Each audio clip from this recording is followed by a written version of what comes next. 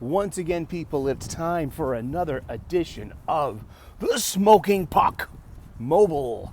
Oh my goodness. Look at that face. Look at that mug. It's first thing in the morning on my way to work.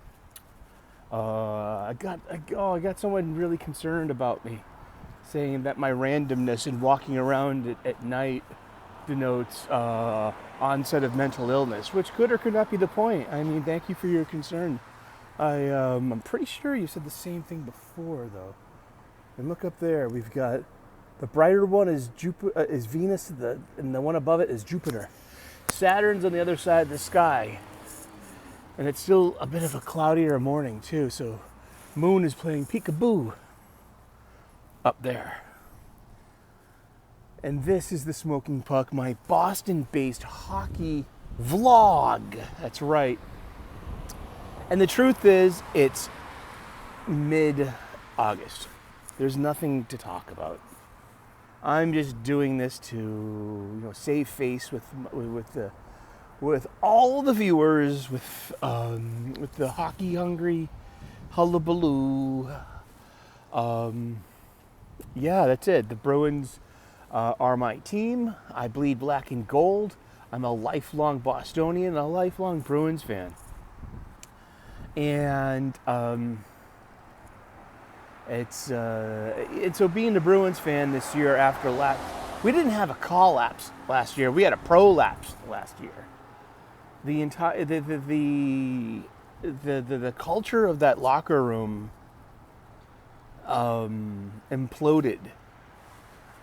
And management fired the coach, traded away the captain for a second-round draft pick, which turned out to be a first-round draft pick only because the team that Brad Marchand got traded to won the Stanley Cup, and he was an active ingredient in that Stanley Cup victory too.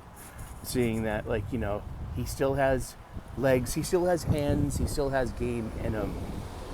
So how much of that locker room mess was Brad Marchand's fault? Was he a bad leader? He couldn't lead that locker room. But then there's accountability. But the accountability only goes so far, because then you have the old, it's not a tired argument, it's just like a consistent argument, and it's valid.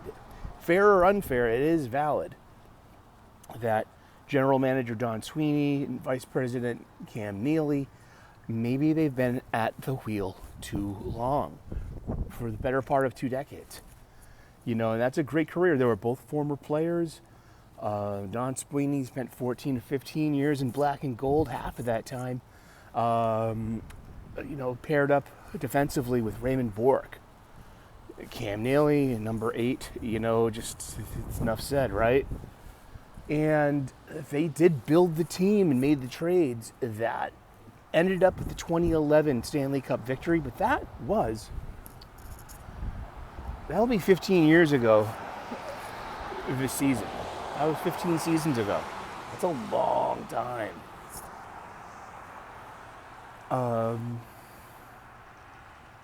Yeah. So buttons, as my ma says. So we traded away Brad Marchand. We traded away Brendan Carlo. We traded away Charlie Coyle. We traded away a bunch of other, players too, and basically stripped down the team to Charlie McAvoy, David Pastrnak, Jeremy Swayman, the goalie, who no longer has Linus Ullmark as a goalie tandem. Remember, Ullmark went to Ottawa, the Senators. And besides those two, it kind of looks like, oh, you have Geeky. Oh, you got Akari. I mean, sure, if you say so. Yeah, they're dressing. They have numbers. They have sweaters. They're on the 20-man roster. Yep, you got me there. But it's what about Hampus Lindstrom? What are the other Lindstrom too? Will he be healthy this season? Will he? Is he injury prone? Is he going to turn into another Mark Savard? God bless him, Mark Savard. But seriously,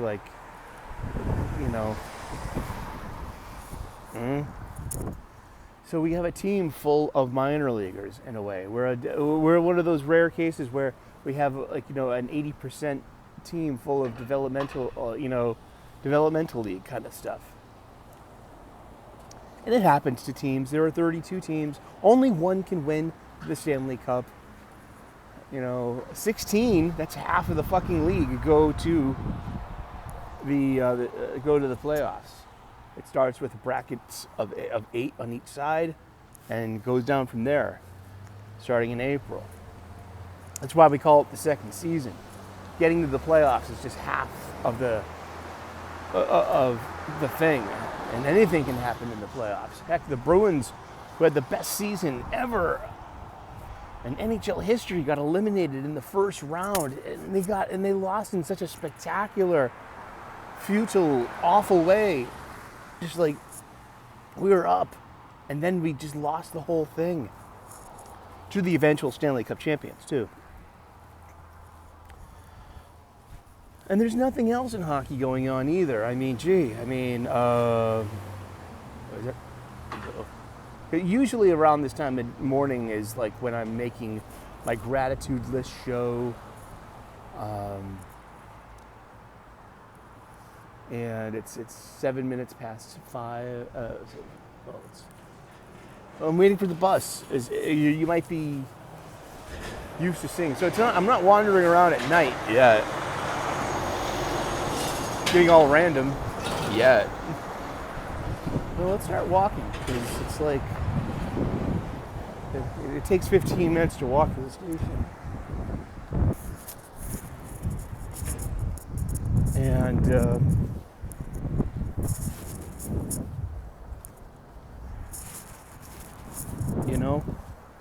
don't get caught without. I don't want to get late. I don't want to be late. And it's better for me too to walk. Burn some calories, get my steps in. Here we go. Now we're walking around at night and being random. Hey, send the guys in the white coats for a wellness check. Nah.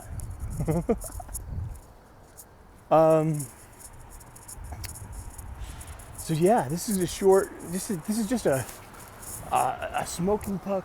Oh, there's the fucking bus.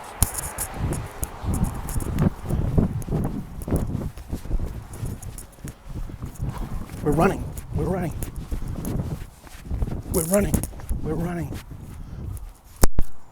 We just lost our microphone. Okay. We made it.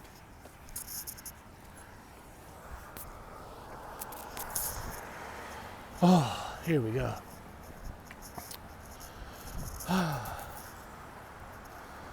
Here we are. Okay, let's get the bus.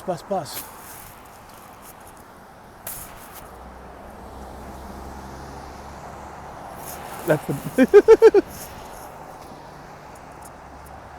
Here we go.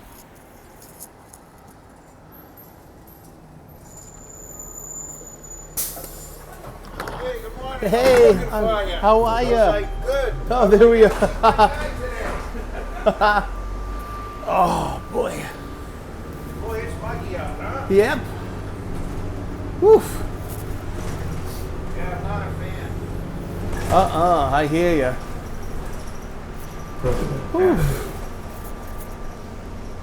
And Next week I'll feel better. I think we all will. It's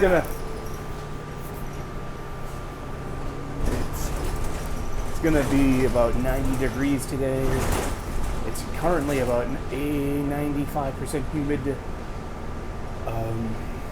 Independence Avenue at Goddard.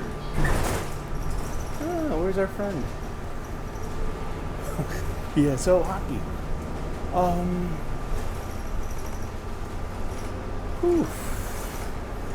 Lowry Street. And yeah, that's about it. Like, okay, here's one. The Hockey News, one of my all-time favorite publications. Federal Avenue. I would go to there's a store called Schubert's. Stop Corner requested. in Perkins Square, Sully. Let's ask the bus driver. So you think the Bruins got a chance this season?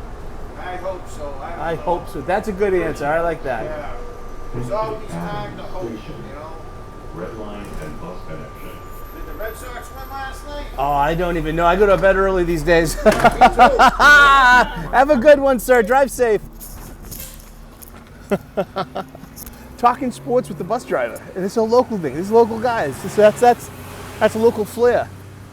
You know, talk about the Red Sox, talk about the Patriots, the Celtics, talk about the Bruins. And that's a great answer. I hope so. You got a chance this year? I sure hope so. That's the spirit. But the hockey news.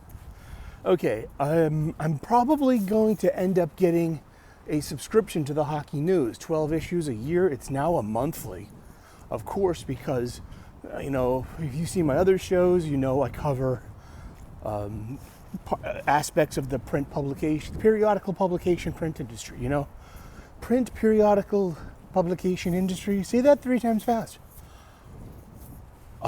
Specifically comic books, monthly comic books in the serialized format. And I have a keen interest on magazines and newspapers as well. Like you're paying $4 for a daily Boston Globe, $4.50 for a daily Boston Herald. For what? For yesterday's news. Now this is what I'm coming to. So it's $40 a year for the hockey news. You get 12 issues a year mailed to you, and access to the digital copy and their complete archive of every issue of hockey news ever, I guess.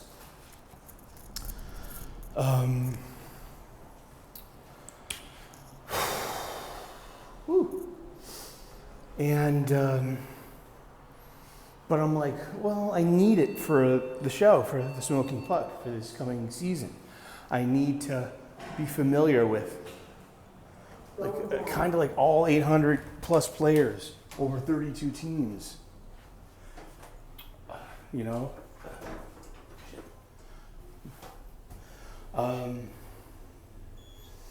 And the coaches. And, you know, just also it has coverage on the American Hockey League, on the East Coast Hockey League, on Canadian Major Junior, on U.S. college hockey. So buttons. What's the point? Well, what's the point of getting a print publication?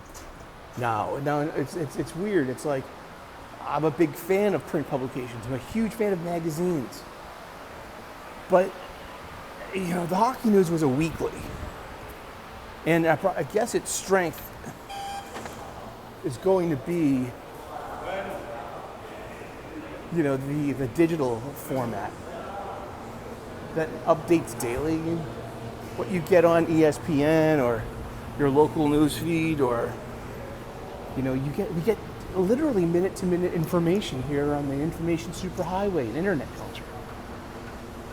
So you're already getting a magazine that's like month-old news in a way. I mean, sheesh. It's, oh, you get a print copy. That's cute. Is it necessary? I mean, I know it's like, that could be a dinosaur. That could be grasping on to old ideas. You know, geez. I mean, is the print copy of the hockey news absolutely necessary? I wonder if I can just get a digital subscription, and I wonder if it's cheaper. But I love the hockey news. I love magazines. I love periodical publications. I do. When I was a kid, I got Rolling Stone, and I had mail-in subscriptions in middle school and high school to Rolling Stone, GQ, and Scientific American. I read the daily paper. I read the Sunday paper. And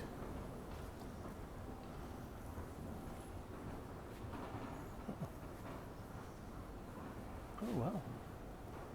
Indeed.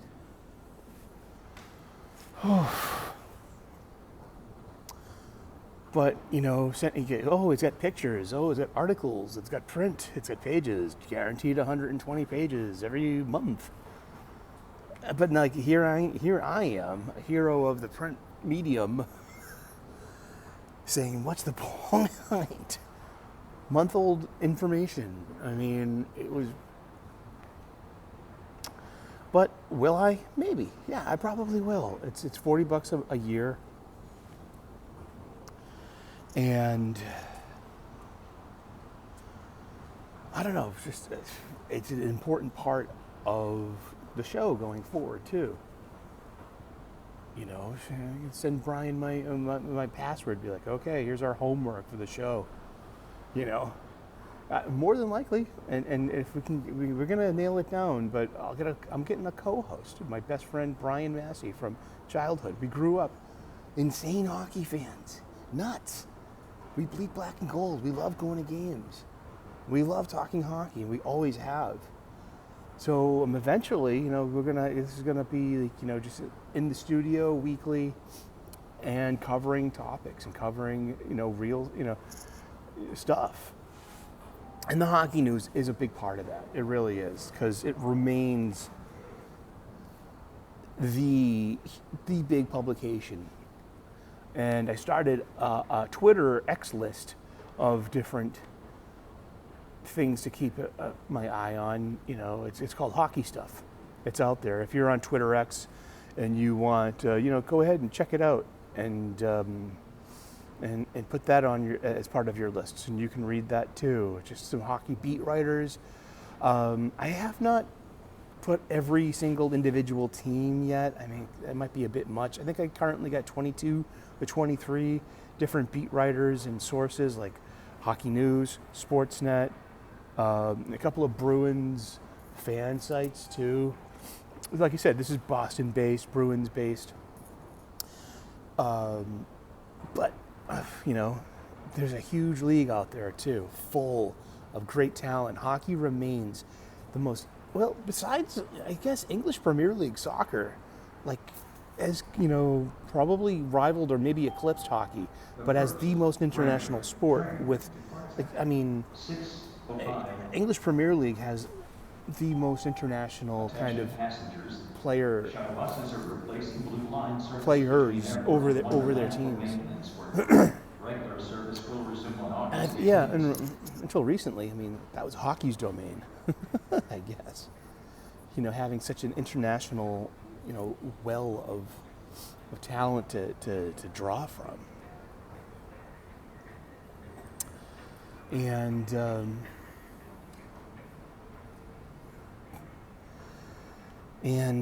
so buttons. So yeah, so that's hockey. That's the Smoking Puck this week.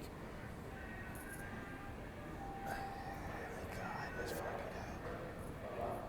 And I like Tool. Oh my God.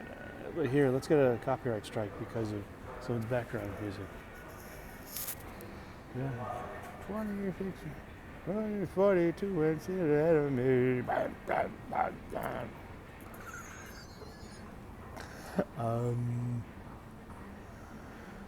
That's about it. First thing in the morning, going to work. Let's get to work and but drop that puck. Keep us in mind. Might be I thinking about building a second channel just for hockey, just for Smoking Puck, because the whole algorithm thing. It's like the algorithm likes it when it's your channel is specific to one subject. And mine is kind of just like a potpourri of different interests. So would the Smoking Puck get more traction if it was specific to its own channel? It might. It just might. I just might do that. You never know. But that takes, oh God, that takes double the effort too. It's like you got to make, yeah, it's, the woes of being a YouTuber. Oh boy. Hashtag first world problems. Hashtag oh my goodness. Hashtag the Smoking Puck. That's right. Make the Smoking Puck part of your hockey season. We are a Boston-based hockey column, hockey vlog, and that's about it. So God bless. Namaste. Good luck. We will see you on the ice. So lace them up and smoke that puck. All right. Have a great one. All right. Bye-bye.